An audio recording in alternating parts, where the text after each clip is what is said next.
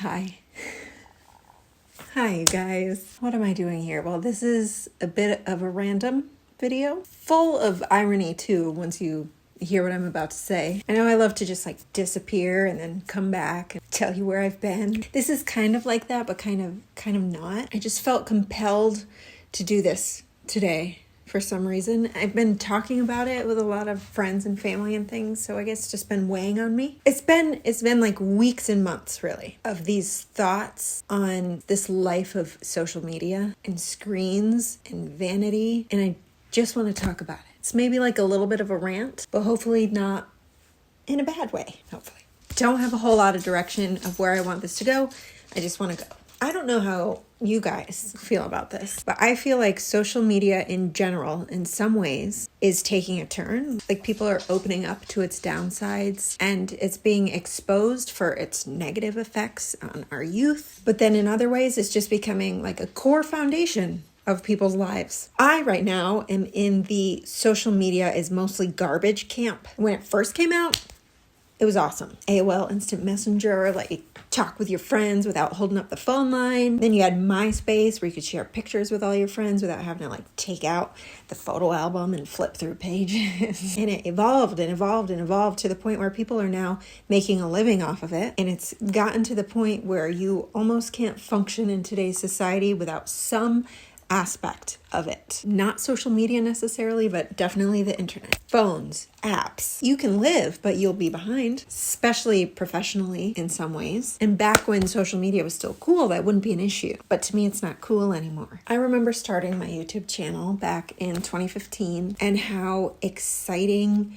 and creatively fulfilling and honestly wholesome it felt. It felt like something unique to my life and something I was so proud to produce. It was before Instagram became like a short form video app, before TikTok. It was the place to be a video creator. And now everyone and their brother and their cat is a video creator. And there is nothing wrong with that, but there's no exclusivity anymore. Anyone can take AI and create something in seconds, which is cool, but also not cool. I mean, I use ChatGPT all the time. Okay, so I'm not against AI, but some of it's a little scary. I don't know how you guys feel about all of this, but it makes me crave humanity even more. It's harder to find these days. It's less common almost. That's not true, okay? But it's kind of slowly dissipating because I can tell when somebody uses ChatGPT to write their social media posts. It's glaringly obvious. I see people trying to sell the same exact product from AliExpress on Etsy and try to claim that it was handmade. I just value originality so much more these days. And it feels hard to find. Even like these short form videos where people do something really funny, you go and see someone else do the exact same thing. It's like, you stole that. Not everything can be perfectly original. Inspiration comes from other creations, and everything new is a compilation of what came before. So is anything 100% original these days? Usually not. But it still requires some human innovation and right brain power, Now, anybody can do anything. That's an exaggeration, but it's the overall feel. People's specific skills are just being mushed into anybody can do anything in the creative space. And the creative space I used to love just feels saturated now. And not only saturated, but kind of inauthentic. If you can hear my dog, she's licking herself right now. What was I saying? Oh, yeah. Inauthentic. People they're tending to an algorithm, and I get these things are a business. They're following trends. They're trying to fake perfection and trying to look the way that they did 10 years prior. Don't get me started on this. This is where I might offend some people, and I don't mean to offend. That is not I'll just get my thoughts out. Maybe you agree, maybe you don't, and that's okay. So I'm an actor, and as actors, we talk about our experiences and how experience makes us better actors. And boy, do our faces show that experience. There's a reason they like to get a close-up of an actor's face in a film, because the faces tell a story. We are storytellers. And I just why aren't we proud of that? Why is the new beauty standard to pay top dollar to hide who we are? It's not the same as makeup, which I have on right now. But I can wipe this off at any point and I'm back to just raw me, Nikki, technically Nicole. Don't call me that. Your fake painted nails, they're going to grow out. I can straighten my hair for the day. This can be my hairstyle. But at the end of the day, when I take a shower, it goes back to curly again. I'm me again. And not that this isn't me, but it's an expression. It's like there's a difference, I think, between us taking care of ourselves and then vanity. There's like this in between, take care of yourself, vanity, be creative, express yourself creatively. Changing the way I look to the point where my face doesn't move and my muscles can't work the way they want to is not a fun accessory that we use to express ourselves, like a hairstyle, like makeup. It's exactly the opposite because you can't express, at least not fully. I know people, they try to be strategic with where they place their injections and how much and all that. Okay, but you know what? Let me say this, and this is the truth. If someone wants to do Botox or get filler, do it. Adults can do whatever they want if they're not harming somebody else in the process. But here's where I have an issue. By normalizing it, it's telling people, especially our youth, that natural aging is not beautiful. That your confidence can be boosted by changing your face. And look, I know what a youthful appearance means biologically. There's like a true biological factor for finding a mate and whatnot. But that does not negate the fact that creating unrealistic expectations or creating a culture where we have to try to live forever at a certain age is detrimental to the people who live in it. I miss real faces. And again, I don't say this to offend anyone. It's just kind of an overall culture shift that's going on here. Everyone is starting to look the same. Why do you need to have big lips or bigger eyelids? If you have some crow's feet, why does that have to represent anything more than you're just someone who loves to smile a lot? Why erase that? I probably feel most passionate about this right now because I am now at the age where I look in the mirror and I can see the typical signs of aging happening to my face. And I can't pretend that I don't nitpick things and feel bad about some of it. But I bet I wouldn't feel that way if these screens didn't tell me there was something wrong. I guess if I had it my way, I would change women's and men's perspectives on aging so we didn't feel we had to do these things in order to feel good about ourselves. We ultimately can only control ourselves. I can't go out and tell everybody they need to stop doing Botox for the good of the world. But I do believe that we set the standard and we can send a better message. And because these are the kinds of things that the internet has brought to our society, I feel healthiest when I step away. Like anecdotally, I am a healthier person when I am away from the internet. I admit I am drawn to create desperately. It's like in my veins. But this has been a battle, to say the least.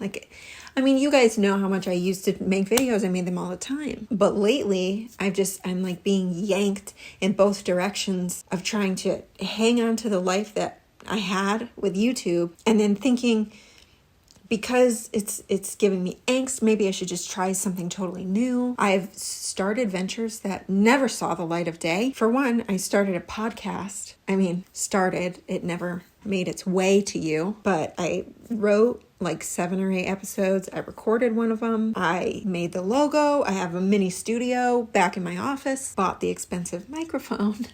All that, never once posted because it just felt like kind of icky. I liked writing the episodes and the recording of it was kind of fun. But when I came to the realization of what it would mean to start that venture, I couldn't do it. I didn't want to contribute to the internet in any type of commitment way. What I had planned to offer through the podcast wasn't even any negative stuff. It's all good stuff. But I just felt like I would be sacrificing the healthy life that I had regained after leaving the internet behind. The only thing missing with that healthy life is my creative outlet that I used to have. But ultimately, I like keeping my private life private. I like focusing on my little circle, sending Snapchats of my daily life only to my family, not comparing my success to somebody else's on the internet. I do still have social media, mostly because I feel I need to have it in some capacity. I hardly ever post, as I'm sure you've noticed. But I love that. I only post when I feel inspired now, kind of like this video. And that gives me some agency over my creative life. Don't have to worry about posting multiple times a week, or which hashtags to use, and is my caption clever enough. I could make a business out of the internet because I had a little taste of it before. And there are clearly thousands of people who do it now too. But after years now of reflection, I've just come to realize that I want to live my life in a way that reflects my values and contributes to a better world. I don't believe in what social media is doing to us all. I am addicted to my phone, and I know that. Every time I feel a little uncomfortable, I reach for it. And that is exactly what these companies like TikTok want from us. They want us addicted. And even though me creating a funny little video is harmless in itself, maybe even a positive part of someone's day, it's a tiny cog in a bigger machine that's hurting us all. So now I just create to create. It's more of a selfish thing, I guess. If nobody watches, it doesn't even matter. In fact, is there a place that you can create that's not YouTube, that's not TikTok, that's not Instagram, that's not at all influenced by the people who own the platform? Can this all be avoided and you can just have a little small community somewhere else? That would be cool, because then I could maintain control, right? It would be like, yes, I'm on the internet, but this is, I guess maybe that would be a website. I don't know. Anyway, I should save some space to say that I know that not all social media is bad. It's brought a lot of good. It's connected me to people I would have never met. It's allowed me to learn new things, so many new things, and it's even given me laughs and reprieve from a bad day. I don't want to discount that. Social media's origins were great and had meaning, but the landscape has changed. I don't want to be addicted to my phone. I don't want to be influenced in any negative ways. I don't want to see comments from the keyboard warriors. God. And I really don't want to compare myself to people I don't even know who are just showing the very best parts of their days and their lives. What I do want to do is just some honest, hard work. I want to read books. I want to grow some veggies, watch a good movie, hang with my sisters, be a cool aunt, and kick back with a puzzle like Ross Geller and save all the dogs. Oh, how I love to save the dogs. Oh, but now that I have, ironically, like I said, posted to the social media platform that I almost spent the entire time bashing, maybe it's time I end this here. It was a rant and an update all in one. Did you get that? Like, I'm ranting about it, and I'm also not really making videos because I don't like the internet. Oh, also, for the record, YouTube took away my partnership. My watch time went down, so I don't even get paid anymore.